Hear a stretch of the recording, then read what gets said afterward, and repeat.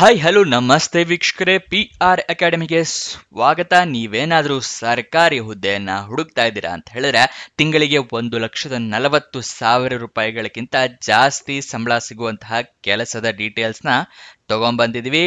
ಇದು ಯಾವ ಸರ್ಕಾರಿ ಹುದ್ದೆ ಅಂತ ತಿಳ್ಕೊಬೇಕಾ? ಹೇಗೆ ಅರ್ಜಿಯನ್ನು ಹಾಕ್ಕೊಳ್ಳೋದು, ಹೇಗೆ ನೋಟಿಫಿಕೇಶನ್ನ ಡೌನ್ಲೋಡ್ ಮಾಡ್ಕೊಳ್ಳೋದು, ವಯೋಮಿತಿ ಡೀಟೇಲ್ಸ್, ಎಜುಕೇಷನ್ ಕ್ವಾಲಿಫಿಕೇಷನ್ ಏನಿರುತ್ತೆ ಎಲ್ಲದರ ಬಗ್ಗೆ ಮಾಹಿತಿ ತಿಳಿಸ್ಕೊಡ್ತೀವಿ. ವಿಡಿಯೋನ ಕೊನೆ ತನಕ ನೋಡಿ ಎಲ್ಲ ಡೀಟೇಲ್ಸ್ನ ತಿಳ್ಕೋಬಹುದು. ನೀವೇನಾದರೂ ಮೊದಲನೇ ಬಾರಿ ನೋಡ್ತಾ ಇದ್ದೀರಾ ಅಂತ ಹೇಳಿದ್ರೆ ಅಥವಾ ಈ ಚಾನಲ್ನ ಇನ್ನೂ ಸಬ್ಸ್ಕ್ರೈಬ್ ಮಾಡ್ಕೊಂಡಿಲ್ಲ ಅಂದರೆ ಇವಾಗಲೇ ಸಬ್ಸ್ಕ್ರೈಬ್ ಮಾಡ್ಕೊಳ್ಳಿ. ಪ್ರತಿದಿನನೂ ಮಿಸ್ ಮಾಡಿದ ಹಾಗೆ ನಿಮಗೆ ಗವರ್ನಮೆಂಟ್ ಜಾಬ್ ಡೀಟೇಲ್ಸ್ನ ತಲುಪಿಸ್ತೀವಿ. ಸೊ ಸಬ್ಸ್ಕ್ರೈಬ್ ಮಾಡೋದು ಮರಿಬೇಡಿ. ಹಾಗೆ ಅದರ ಪಕ್ಕದಲ್ಲೇ ಇರೋ ಬೆಲ್ಲೈಕನ್ನ ಕೂಡ ಪ್ರೆಸ್ ಮಾಡಿ. ವಿಡಿಯೋ ಅಪ್ಲೋಡ್ ಆಗಿದ ತಕ್ಷಣ ನಿಮಗೆ ನೋಟಿಫಿಕೇಶನ್ ಬರುತ್ತೆ. ಆದಷ್ಟು ಬೇಗ ನೀವು ಅರ್ಜಿಯನ್ನ ಹಾಕ್ಕೊಳ್ಬಹುದು. ಇವಾಗ ವಿಡಿಯೋನ ಶುರು ಮಾಡೋಣ. ಇಂಡಿಯನ್ ನೇವಿ ಅಂತ ಹೇಳಿದ್ರೆ ಭಾರತೀಯ ನೌಕಾಪಡೆಯವರು ಹುದ್ದೆಗಳಿಗೆ ಅರ್ಜಿಯನ್ನ ಕರೆದಿದ್ದಾರೆ. 1097 ಹುದ್ದೆ ಖಾಲಿ ಇದೆ. ಉದ್ಯೋಗ ಸ್ಥಳ ಅಖಿಲ ಭಾರತದಲ್ಲಿ ಹುದ್ದೆಗಳು ಖಾಲಿ ಇರುತ್ತೆ. ಯಾವ್ಯಾವ ಹುದ್ದೆ ಅಂತ ಹೇಳಿದ್ರೆ ಫೈರ್ಮನ್, ಚಾರ್ಜ್ಮನ್ ಮತ್ತೆ ಇನ್ನಿತರೆ ಹಲವಾರು ಹುದ್ದೆ ಖಾಲಿ ಇದೆ. ಒಂದೊಂದಾಗಿ ಯಾವ್ಯಾವುದು ಅಂತ ಹೇಳಿ ನಿಮಗೆ ವಿಡಿಯೋದಲ್ಲಿ ತಿಳಿಸ್ಕೊಡ್ತೀವಿ. ಸ್ಯಾಲ್ರಿ 18,000 ರೂಪಾಯಿಗಳಿಂದ ಹಿಡಿದು 1,42,400 ರೂಪಾಯಿ ತನಕ ತಿಂಗಳಿಗೆ ಸ್ಯಾಲ್ರಿ ಸಿಗುವಂತಹ ಜಾಬ್ ಇದಾಗಿರುತ್ತೆ. ನೆಕ್ಸ್ಟ್, ಇದಕ್ಕೆ ಏನೇನು ಎಜುಕೇಶನ್ ಕ್ವಾಲಿಫಿಕೇಶನ್ ಮಾಡಿರಬೇಕು ಅಂತ ಹೇಳಿ ನಿಮಗೆ ತಿಳಿಸ್ಕೊಡ್ತಾ ಇದ್ದೀವಿ. ಮೊದಲನೇದಾಗಿ ಸ್ಟಾಫ್ ನರ್ಸ್ ಹುದ್ದೆಗೆ 10th ಆಗಿರಬೇಕಾಗುತ್ತೆ. ಚಾರ್ಜ್ಮನ್ ಹುದ್ದೆಗೆ 10th ಡಿಪ್ಲೊಮೊ ಡಿಗ್ರಿ ಆಗಿರಬೇಕಾಗುತ್ತೆ. ಅಸಿಸ್ಟೆಂಟ್ ಆರ್ಟಿಸ್ಟ್ ರೀಟಚರ್ ಹುದ್ದೆಗೆ 10th ಡಿಪ್ಲೊಮೊ ಆಗಿರಬೇಕು. ಫಾರ್ಮಸಿಸ್ಟ್ ಹುದ್ದೆಗೆ 12th ಮತ್ತೆ ಡಿಪ್ಲೊಮೊ ಆಗಿರಬೇಕಾಗುತ್ತೆ. ಚಾರ್ಜ್ಮನ್ ಗ್ರೂಪ್ ಸಿ ಹುದ್ದೆಗೆ 10th ಅಥವಾ ಡಿಪ್ಲೊಮೊ ಆಗಿರಬೇಕಾಗುತ್ತೆ.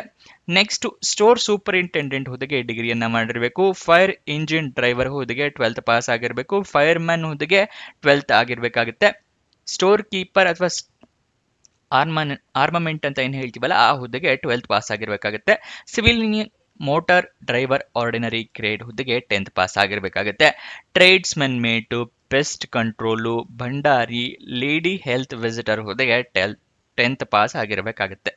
Next, multi tasking staff ministerial ಹುದ್ದೆಗೆ 10th ITI ಆಗಿರಬೇಕು.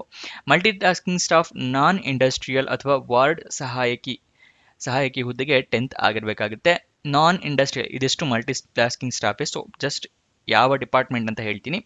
ನಾನ್ ಇಂಡಸ್ಟ್ರಿಯಲ್ ಅಥವಾ ಡ್ರೆಸ್ಸರ್ ಹುದ್ದೆಗೆ 10th ಆಗಿರಬೇಕು. ನಾನ್ ಇಂಡಸ್ಟ್ರಿಯಲ್ ಧೋಬಿಗೆ 10th, ನಾನ್ ಇಂಡಸ್ಟ್ರಿಯಲ್ ಮಾಲಿಗೆ 10th ಆಗಿರಬೇಕಾಗುತ್ತೆ. ನಾನ್ ಇಂಡಸ್ಟ್ರಿಯಲ್ ಬಾರ್ಬರ್ ಹುದ್ದೆಗೆ ಕೂಡ 10th ಆಗಿರಬೇಕಾಗುತ್ತೆ. ಡ್ರಾಫ್ಟ್ಸ್ಮನ್ ಹುದ್ದೆ ಕನ್ಸ್ಟ್ರಕ್ಷನ್ಗೆ ಏನು ಎಜುಕೇಷನ್ ಕ್ವಾಲಿಫಿಕೇಶನ್ ಇರುತ್ತೆ ಅಂತ ಹೇಳಿ ಅವರು ನೋಟಿಫಿಕೇಶನ್ನಲ್ಲಿ ಮೆನ್ಷನ್ ಮಾಡಿರೋದಿಲ್ಲ. ನೀವುಗಳು ಕೂಡ ನೋಟಿಫಿಕೇಶನ್ನ ಓದ್ಕೊಳ್ಳಿ, ಗೊತ್ತಾಗುತ್ತೆ. ನೋಟಿಫಿಕೇಶನ್ ಹೇಗೆ ಡೌನ್ಲೋಡ್ ಮಾಡ್ಕೊಳ್ಬೇಕು ಅಂತ ಕೂಡ ವಿಡಿಯೋದಲ್ಲಿ ನಿಮಗೆ ಮುಂದೆ ತಿಳಿಸ್ಕೊಡ್ತೀವಿ. ವಿಡಿಯೋದಲ್ಲಿ ಮುಂದಕ್ಕೆ ಹೋಗೋಕ್ಕಿಂತ ಮುಂಚೆ ಇನ್ನೂ ಈ ವಿಡಿಯೋಗೆ ಲೈಕ್ ಮಾಡಿಲ್ಲ ಅಂದರೆ ದಯವಿಟ್ಟು ಲೈಕ್ ಮಾಡೋದು ಮರಿಬೇಡಿ. ನೀವು ಲೈಕ್ ಮಾಡಿದಾಗ ಈ ವಿಡಿಯೋ ಇನ್ನೂ ಹಲವಾರು ಜನಕ್ಕೆ ತಲುಪತ್ತೆ. ಅದಕ್ಕೋಸ್ಕರ ದಯವಿಟ್ಟು ಲೈಕ್ ಮಾಡಿ. ಮತ್ತು ನಿಮ್ಮ ಫ್ರೆಂಡ್ಸ್ ರಿಲೇಟಿವ್ಸ್ ಯಾರೇ ಜಾಬ್ ಹುಡುಕ್ತಿದ್ರೋ ಅಂಥವರಿಗೆ ಈ ವಿಡಿಯೋ, ಈ ಚಾನಲ್ ಎಲ್ಲ ಶೇರ್ ಮಾಡಿ. ಅವರಿಗೂ ಕೂಡ ಜಾಬ್ ಹುಡುಕೋಕೆ ಹೆಲ್ಪ್ ಆಗುತ್ತೆ. ಇದು ಯಾವ ವೆಬ್ಸೈಟ್ನಲ್ಲಿ ಜಾಬ್ ಡೀಟೇಲ್ಸ್ ತಿಳಿಸ್ಕೊಡ್ತಾ ಇದ್ದೀವಿ ಅಂತ ನೋಡ್ತಾ ಇದ್ದೀರಾ? ನಮ್ಮದೇ ವೆಬ್ಸೈಟ್ ಕಣ್ರಿ, prgovernmentjobs.com ಅಂತ ಹೇಳಿ.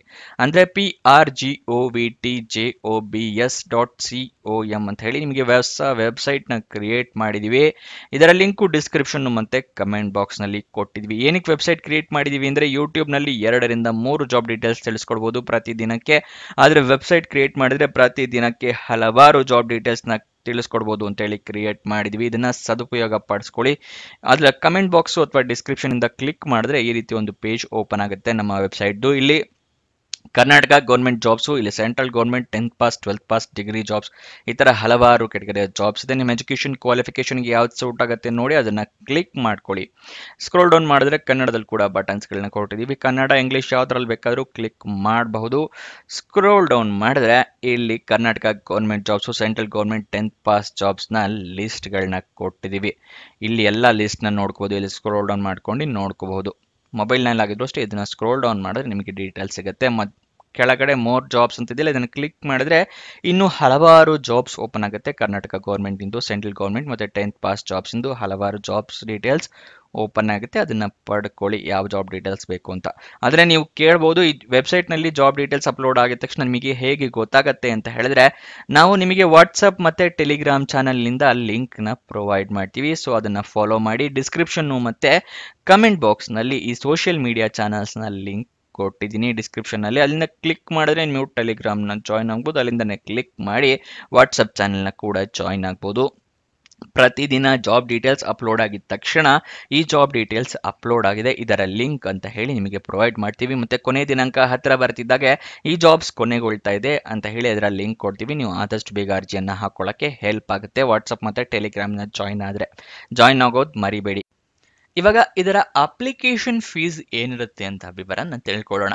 ಅಪ್ಲಿಕೇಶನ್ ಫೀಸು SC/ST ಕ್ಯಾಂಡಿಡೇಟ್ಸ್ಗಳಿಗೆ, ಎಕ್ಸ್ ಸರ್ವಿಸ್ ಮ್ಯಾನ್ ಅಂದರೆ ಎಕ್ಸ್ ರಿಟೈರ್ಡ್ ಆರ್ಮಿ ಮೆನ್ಗಳಿಗೆ, ಮತ್ತು PWBD ಅಂದರೆ ಪರ್ಸನ್ ವಿತ್ ಡಿಸೇಬಿಲಿಟಿ ಅಂದರೆ ಅಂಗವಿಕಲ ಕ್ಯಾಂಡಿಡೇಟ್ಸ್ ಅಥವಾ ಡಿಸೇಬಲ್ಡ್ ಕ್ಯಾಂಡಿಡೇಟ್ಸ್ ಅಂತೀವಲ್ಲ ಅಂಥವರಿಗೆ, ಮತ್ತು ವುಮೆನ್ ಕ್ಯಾಂಡಿಡೇಟ್ಸ್ಗಳಿಗೆ ಅಪ್ಲಿಕೇಶನ್ ಫೀಸ್ ಇರೋದಿಲ್ಲ.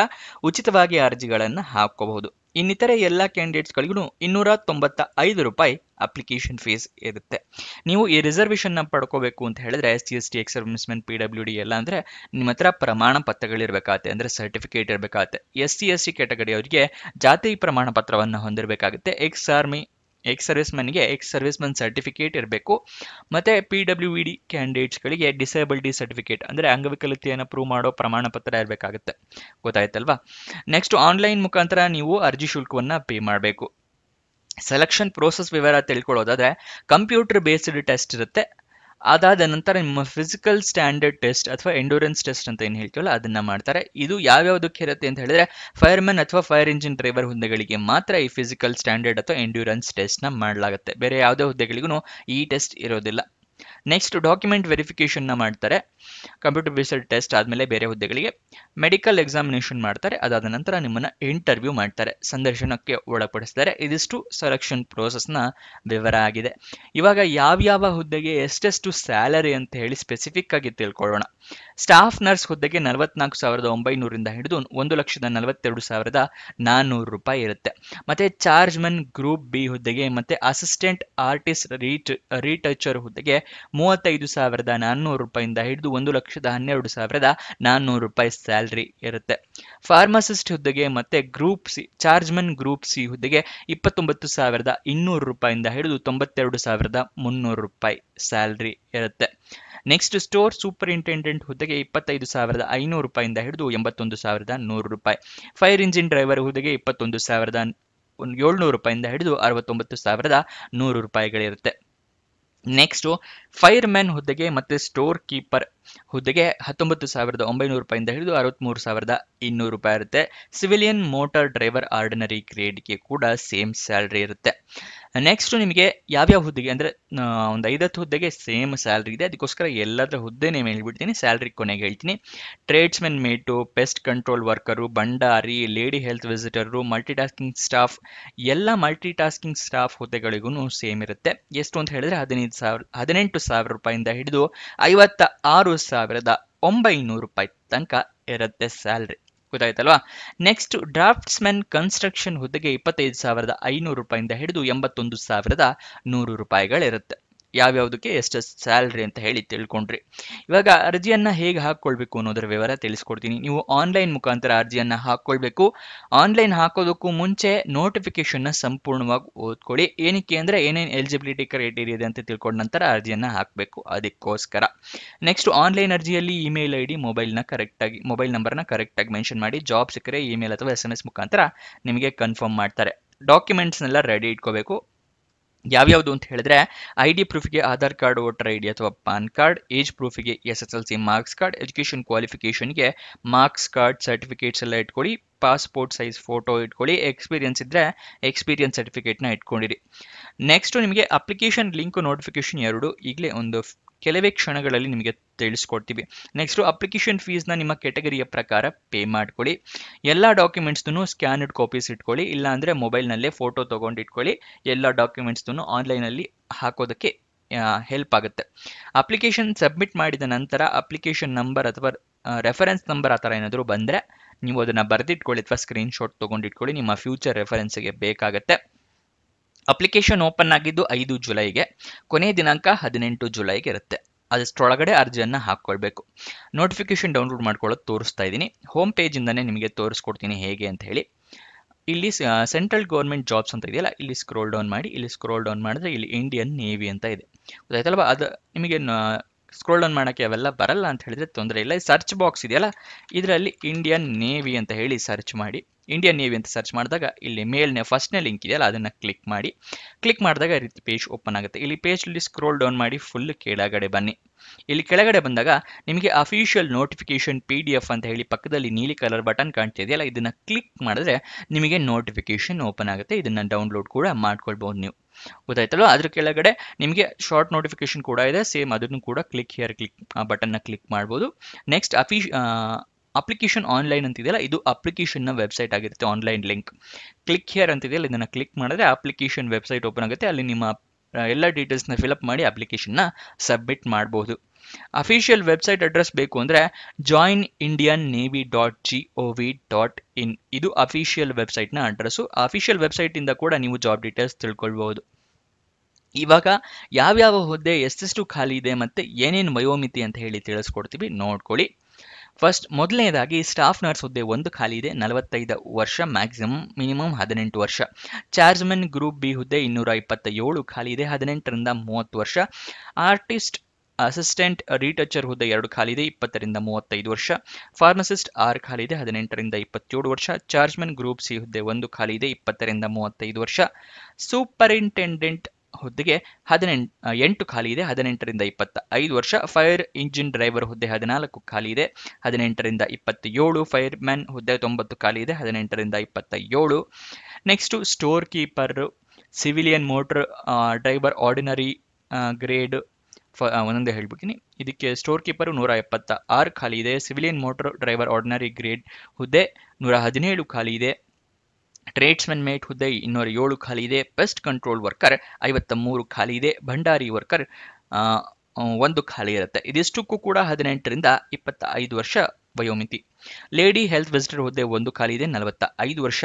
ಮಲ್ಟಿ ಟಾಸ್ಕಿಂಗ್ ಸ್ಟಾಫ್ ಎಲ್ಲದಕ್ಕೂ ಕೂಡ 18ರಿಂದ 25 ವರ್ಷನೇ ಇರುತ್ತೆ. ಆದರೆ ಮಿನಿಸ್ಟೇರಿಯಲ್ ಹುದ್ದೆಗೆ 94 ಇದೆ, ನಾನ್ ಇಂಡಸ್ಟ್ರಿಯಲ್ ಹುದ್ದೆ 81 ಇದೆ, ನಾನ್ ಇಂಡಸ್ಟ್ರಿಯಲ್ ಡ್ರೆಸ್ಸರ್ ಹುದ್ದೆ 2, ಧೋಬಿ ಹುದ್ದೆ 4, ಮಾಲಿ ಹುದ್ದೆ 6, ಬಾರ್ಬರ್ ಹುದ್ದೆ 4 ಖಾಲಿ ಇದೆ. ಡ್ರಾಫ್ಟ್ಸ್ಮನ್ ಕನ್ಸ್ಟ್ರಕ್ಷನ್ ಹುದ್ದೆ 2 ಖಾಲಿ ಇದೆ, 18ರಿಂದ 27 ವರ್ಷದವರು ಅರ್ಜಿಗಳನ್ನ ಹಾಕಬಹುದು. ವಯೋಮಿತಿ ಸಡಿಲಿಕೆ ಕೆಲವೊಂದು ಕ್ಯಾಟಗರಿಯವರಿಗೆ ಕೊಟ್ಟಿದ್ದಾರೆ. ಯಾವ ಕ್ಯಾಟಗರಿ ಅಂತ ಹೇಳಿದ್ರೆ OBC ಕ್ಯಾಟಗರಿಯವರಿಗೆ 3 ವರ್ಷದ ಸಡಿಲಿಕೆ ಇದೆ, SC/ST ಕ್ಯಾಟಗರಿಯವರಿಗೆ 5 ವರ್ಷದ ಸಡಿಲಿಕೆ ಕೊಟ್ಟಿದ್ದಾರೆ. ಅಂಗವಿಕಲ ಕ್ಯಾಂಡಿಡೇಟ್ಸ್ಗಳು ಅನ್ರಿಸರ್ವ್ಡ್ ಕ್ಯಾಟಗರಿ ಆಗಿದ್ರೆ 10 ವರ್ಷದ ಸಡಿಲಿಕೆ ಇದೆ. OBC ಕ್ಯಾಟಗರಿ ಆಗಿದ್ರೆ 13 ವರ್ಷದ ಸಡಿಲಿಕೆ ಇದೆ. SC/ST ಕ್ಯಾಟಗರಿ ಆಗಿದ್ರೆ 15 ವರ್ಷಗಳ ಸಡಿಲಿಕೆಯನ್ನ ಕೊಟ್ಟಿರ್ತಾರೆ. ಆದರೆ ನಿಮ್ಮ ಹತ್ರ ಇಲ್ಲೂ ಅಷ್ಟೇ OBC ಕ್ಯಾಟಗರಿಯವರಾಗಿದ್ರು ಕೂಡ ನಿಮ್ಮ ಹತ್ರ ಜಾತಿ ಪ್ರಮಾಣ ಪತ್ರವನ್ನ ಇಟ್ಕೊಂಡಿರ್ಬೇಕಾಗುತ್ತೆ. ಅನ್ರಿಸರ್ವ್ಡ್ ಕ್ಯಾಟಗರಿ ಆಗಿದ್ರೆ ನಿಮಗೆ ಪ್ರಮಾಣ ಪತ್ರಗಳ ಅವಶ್ಯಕತೆ ಇರೋದಿಲ್ಲ. ಬಟ್ PWBD ಆಗಿರೋದ್ರಿಂದ ನಿಮ್ಮ ಹತ್ರ ಅಂಗವಿಕಲತೆಯನ್ನು ಪ್ರೂವ್ ಮಾಡೋದಕ್ಕೆ ಪ್ರಮಾಣ ಪತ್ರ ಇರಬೇಕಾಗುತ್ತೆ. ಗೊತ್ತಾಯ್ತಲ್ವಾ ಯಾವ್ಯಾವ ಹುದ್ದೆಗೆ ಎಷ್ಟೆಷ್ಟು ವಯೋಮಿತಿ ಅಂತ ಹೇಳಿ. ನೆಕ್ಸ್ಟ್ ನಿಮಗೆ prgovernmentjobs.com ನ ಲಿಂಕು ಕೊಟ್ಟಿರ್ತೀವಿ ಡಿಸ್ಕ್ರಿಪ್ಷನ್ ಮತ್ತು ಕಮೆಂಟ್ ಬಾಕ್ಸ್ನಲ್ಲಿ. ಹಾಗೆ ಇಂಡಿಯನ್ ನೇವಿ ರಿಕ್ರೂಟ್ಮೆಂಟ್ನ ಇದೇ ಪೇಜ್ ಡೈರೆಕ್ಟಾಗಿ ಓಪನ್ ಆಗೋ ಥರ ಲಿಂಕ್ನು ಕೂಡ ಕೊಟ್ಟಿರ್ತೀವಿ ಡಿಸ್ಕ್ರಿಪ್ಷನ್ ಮತ್ತು ಕಮೆಂಟ್ ಬಾಕ್ಸ್ನಲ್ಲಿ. ಈ 2 ಲಿಂಕ್ಗಳನ್ನ ನೀವು ಪಡ್ಕೋಬಹುದು. ಇದೇ ಡೈರೆಕ್ಟಾಗಿ ಪೇಜ್ ಓಪನ್ ಮಾಡ್ಕೋಬಹುದು. ಅದನ್ನು ಸದುಪಯೋಗ ಪಡಿಸ್ಕೊಳ್ಳಿ. ಇನ್ನೊಂದು ಜಾಬ್ ಜೊತೆ ಸಿಗೋಣ. ಬಾಯ್ ಬಾಯ್.